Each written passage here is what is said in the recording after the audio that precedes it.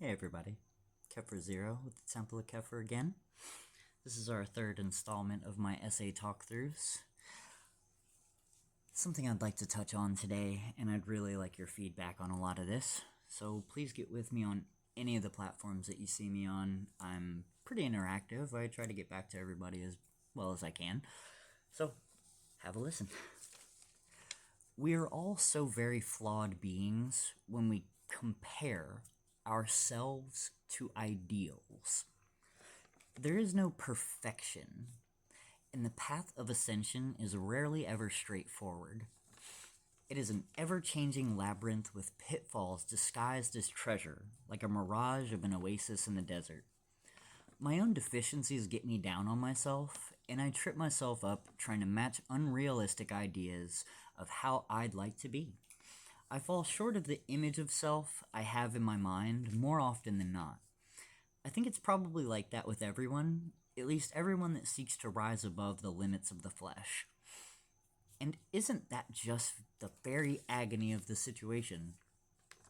As spiritual beings having a human experience, we would like to think we can be Buddha or Yeshua or any number of saints or sages, but no matter how much we would like to ascend to it, our vessel and its urges keep us from that ideal.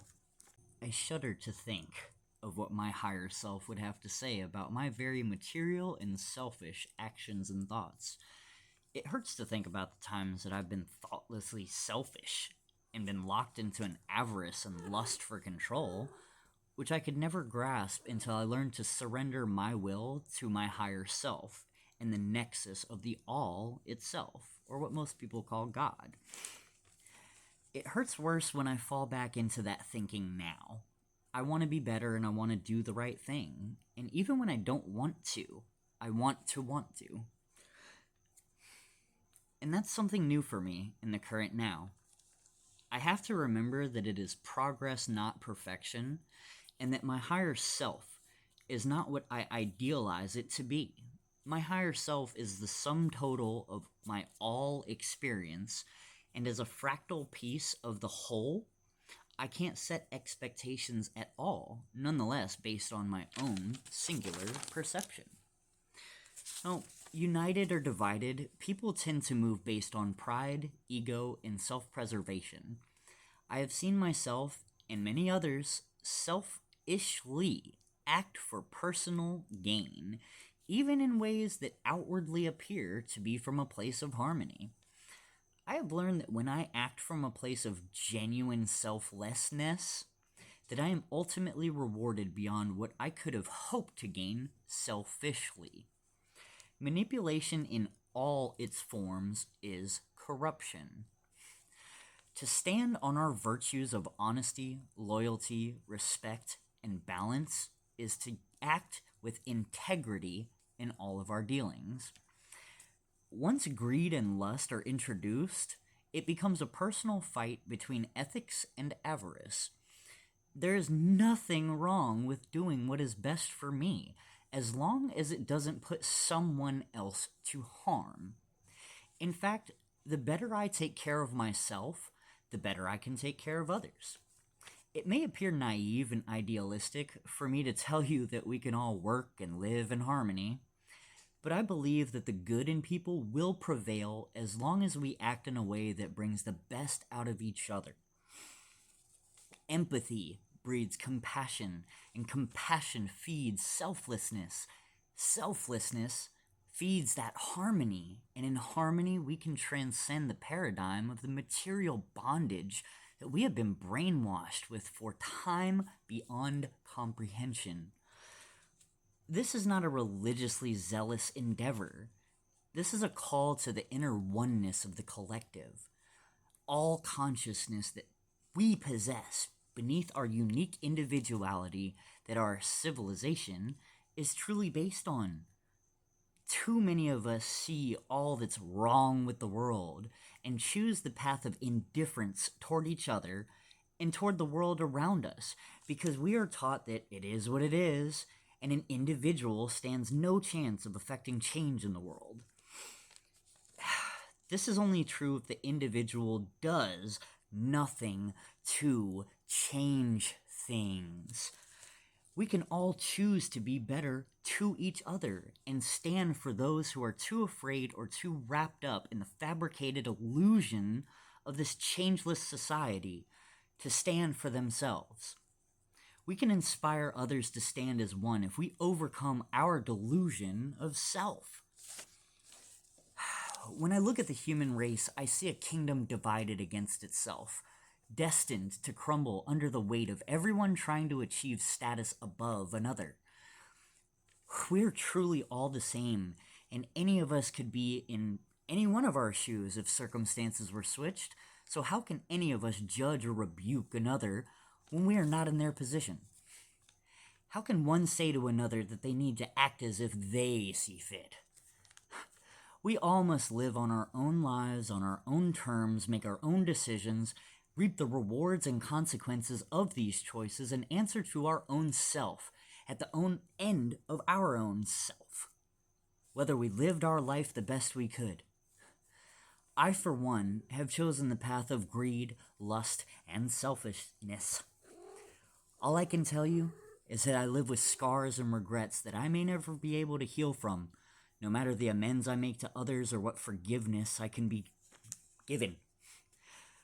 I would like to think that my own story could inspire others to strive for better than they have done thus far. I would like to think that I can be better than I have ever been. It is that belief that drives me in these new nows that come and go, and that belief has led to rewards I have never dreamed of. None of them material or decaying. I hope that I can be of service and be an example that circumstance and past mistakes need not dictate the now or define who we truly are. There is no future set in stone.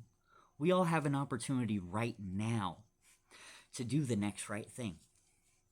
We can be unique individuals and achieve our dreams without manipulative or destructive means. Nothing worth having is easy to gain. The real right thing to do takes mindfulness, authenticity, integrity, and respect for others. And as long as there's a breath in us, we can be better and create a better world for all of us. It is relatively easy to establish and maintain empathy towards those who we perceive as being like us. The real challenge is to sustain empathy with those adversarial frequencies that glitch our own vibration. How often have we congratulated ourselves for our compassion to our friends and peers, but neglected or flat out rebuked others simply based on their vibe? Now, I, for one, am also guilty of this as a naturally paranoid xenophobe, so I'm not condoning the connection process for every single person, quite the contrary.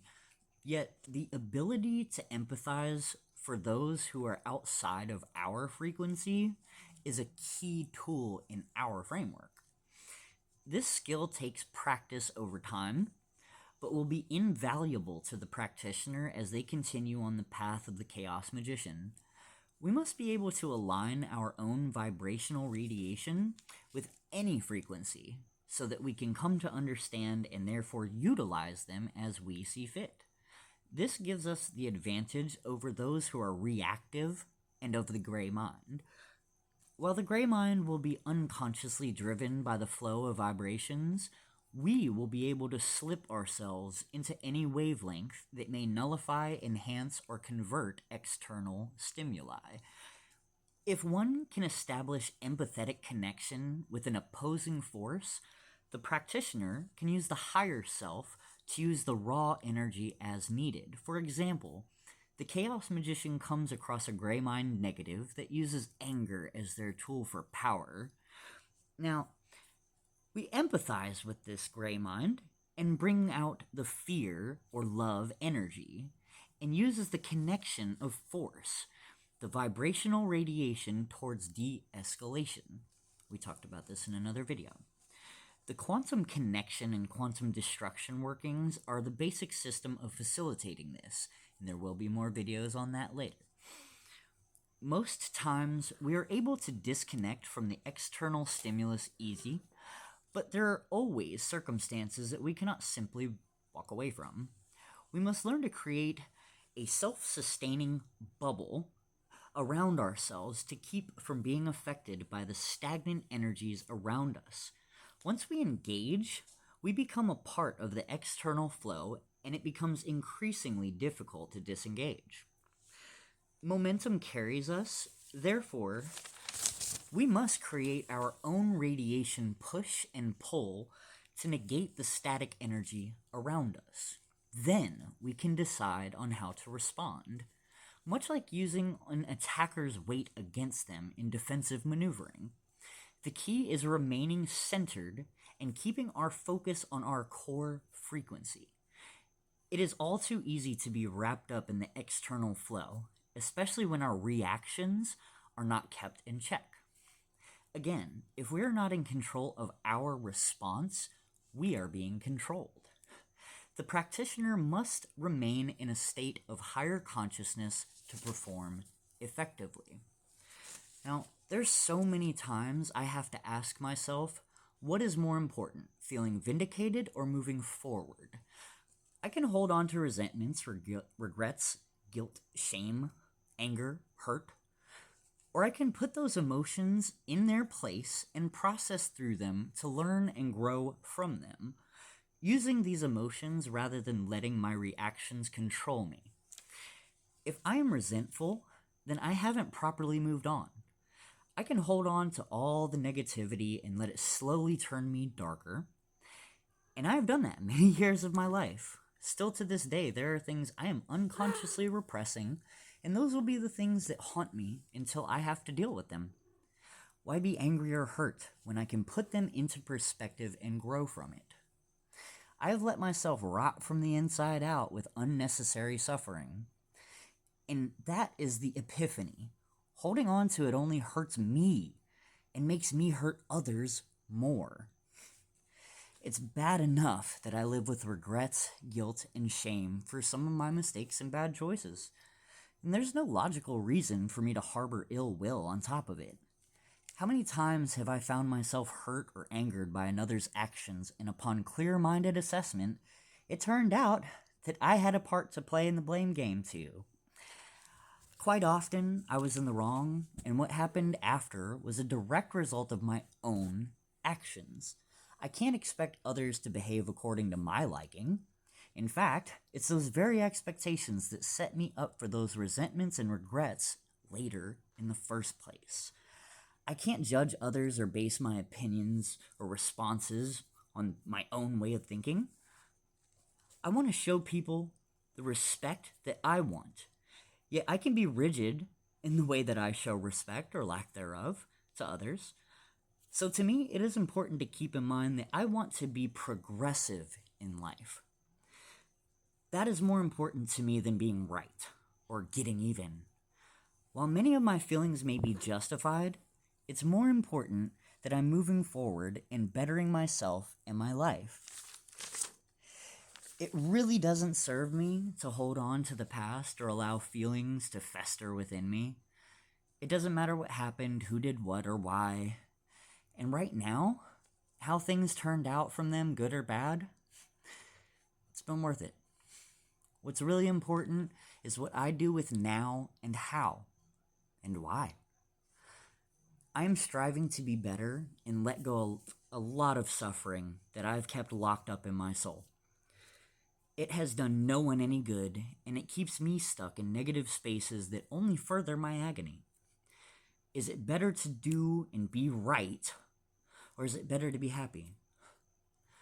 At peace, contentment. At this point in my life, I'm tired of unnecessary sorrow. I am ready to be free of the past hurts and that raging that has kept me in ethereal change. There is so much more to life than suffering, and as long as I am looking at the world objectively and myself right-sized, I can experience a real freedom and a happiness that I would never have allowed myself before. That is the point of it. I can allow myself to be happy if I let go of the things that keep me suffering. Suffering was necessary until I realized that suffering was unnecessary.